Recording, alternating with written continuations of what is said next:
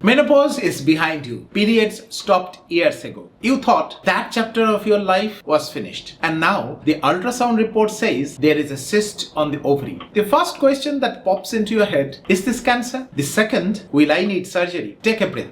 You are in the right place. I am Dr. Chakrabarti, a gynecologic oncologist based in Kolkata. Over the past few decades, I have operated on and guided patients with exactly this situation from across India, Middle East and Europe. What I have learned is this: without the right understanding, it is remarkably easy to end up entirely on the wrong treatment path. And that, more than the cyst itself, is what causes harm. In this video, I will walk you through everything, step by step, in plain language. Why menopause changes the picture completely, what symptoms to watch for, how to get the right diagnosis, and exactly what treatment options exist and when each applies. By the end, you will know the right questions to ask your doctor and whether the answers you are getting are correct. Knowledge at the right moment changes everything. Let's begin. Why menopause changes everything? Before menopause, ovarian cysts are quite common, as you know. Many women in their 40s develop them. They appear, they disappear, often without any real fuss. But an ovarian cyst after menopause is unexpected. By that stage, the gynecological organs are supposed to be quiet and retired. The ovaries are not meant to be doing anything. That is precisely why the treatment strategy for a postmenopausal ovarian cyst is completely different from one found before menopause. Think of it as strategy shift. The same size cyst found before versus after menopause can call for an entirely different approach. To understand why, you need to know how the strategy changes with menopause across diagnosis, treatment, and the common ways things go wrong. But first, let me tell you what symptoms this kind of cyst can actually cause. Symptoms of ovarian cysts after menopause. One rule to keep in mind from the start: you cannot diagnose an ovarian cyst on symptoms alone. Remembering that will save you a lot of trouble. Most cysts are silent. In most cases, these cysts or tumors sit quietly inside the abdomen for months, sometimes years, without causing any symptoms at all. They develop so slowly that they go unnoticed. I have written a separate piece on this, the belly that swells in silence, because the majority of the problem stems from exactly this kind of silent cysts. The trouble starts when the silent cyst suddenly becomes active.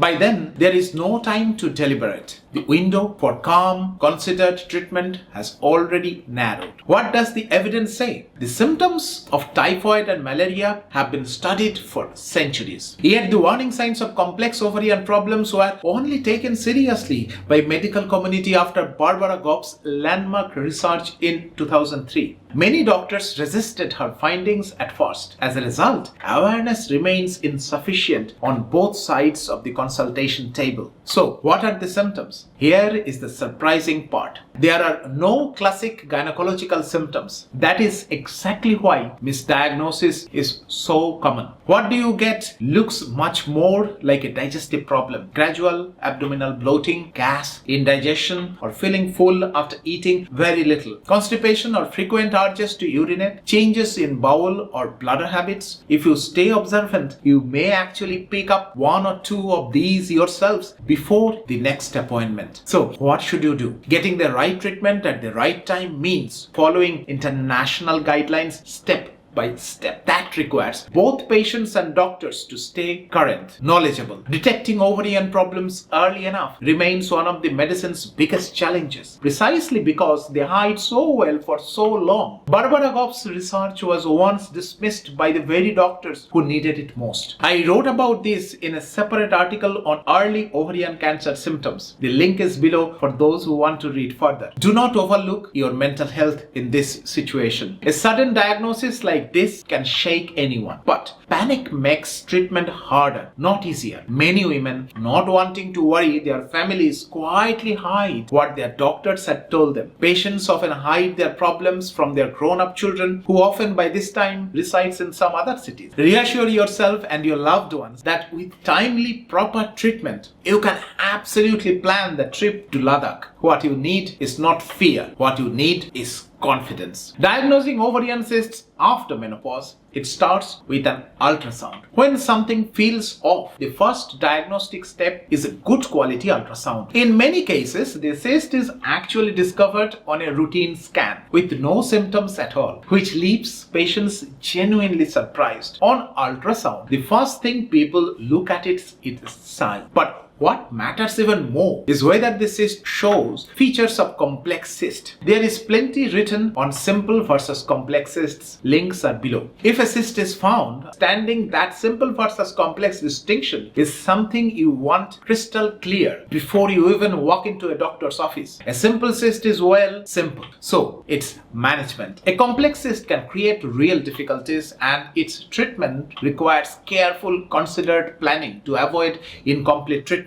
Treating a complex cyst like a simple one is dangerous. Surgery can stay incomplete. Doing the opposite, that means applying complex cyst protocols to a simple cyst, means unnecessary overtreatment. Then come the marker tests. And ultrasound alone is not enough. Alongside it, certain tumor marker blood tests are absolutely essential. The word tumor simply means swelling. Even a mosquito bite is technically a tumor in Latin. So please do not assume that every cyst is cancer. But at this stage of life, these blood tests help establish why the cyst has appeared and which direction treatment should take. A normal CA125 does not mean treatment is unnecessary. Tumor marker CA125, CEA, CA19-9, AFP, like those help indicate whether the problem is originating in the ovary itself, or whether what appears to be an ovarian cyst is actually a secondary sign of something else going on elsewhere in the body. Interpreting those markers properly is genuinely complex. It took me several decades of study to get comfortable with it. So do not walk into your appointment expecting a single marker number to determine your entire treatment plan. That is not how it works. These tests point us to the right direction. They do not give us the whole map on their own. When do you need further scanning? If the tumor markers are abnormal, there is a family history of breast or ovarian cancer, or the ultrasound shows a complex cyst, rushing straight into surgery is a wrong move. Proper planning comes first, and that means advanced imaging. Depending on your situation, that could be an MRI or CT scan. One important point to remember: always try to have these scans done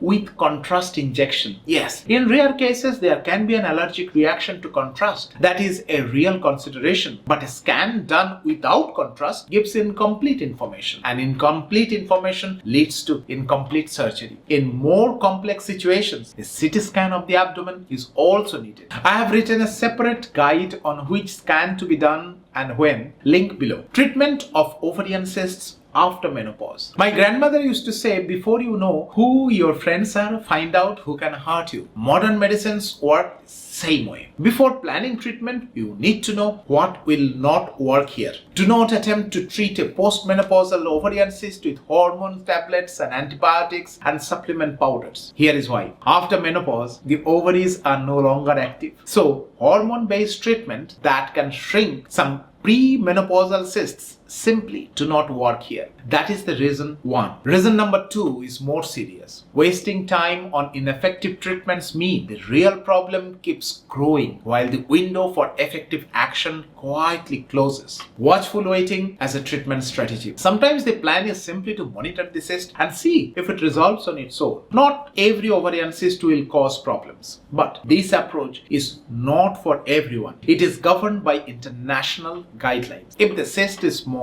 not complex, and tumor markers are well within normal range, a period of monitored follow-up is entirely reasonable. The purpose is to check whether the cyst has any growth potential or not. If it grows, surgery is indicated. If it stays stable, some simple cysts can be managed with follow-up alone for years. For patients without other concerns, follow-up at regular intervals over at least 2 years is the standard recommendation. A critical point here: follow-up is a deliberate medical strategy, not a shrug. It means we are assessing over time whether keeping it in place inside your body poses any long-term future risk. When surgery is needed, if the cyst is complex, large, or associated with abnormal tumor markers, and a family history of breast or ovarian cancer, or concerning findings on MRI or CT, watchful waiting is no longer safe. Surgery becomes the path forward. Must know before surgery: limited or complete surgery. There are two surgical options on the the table. First, limited surgery, removing only the cyst, the fallopian tube on the same side and the affected ovary of the same side. Second, complete surgery, removing all of the above plus the uterus and the ovary on the opposite side. Which approach suits you better is a conversation to have directly with your surgeon. One thing is worth thinking though. If one ovary is removed, the other remains. Does that leave open a statistical chance of having cyst returning on the other side? Could a second surgery become necessary down the line? You and your family want that question to be answered before you take the decision for surgery. This is exactly why many surgeons, after a thorough discussion with the patient, opt to remove the uterus and remaining ovary at the same time. Must know before surgery: frozen section biopsy. There are several precautions to discuss with your doctor before going into theatre, that means operating theatre. One of them deserves particular attention. If the cyst is complex, ask whether a frozen section biopsy will be performed during the surgery. This is why things matter. A routine biopsy result arrives after you have gone home from hospital. If it later reveals borderline precancer or cancerous changes, a second surgery becomes instantly necessary. With a frozen section biopsy, we get preliminary results while you are still on the operating table. In approximately 9 out of 10 cases, this prevents the need for a second unnecessary surgery. International guidelines defined exactly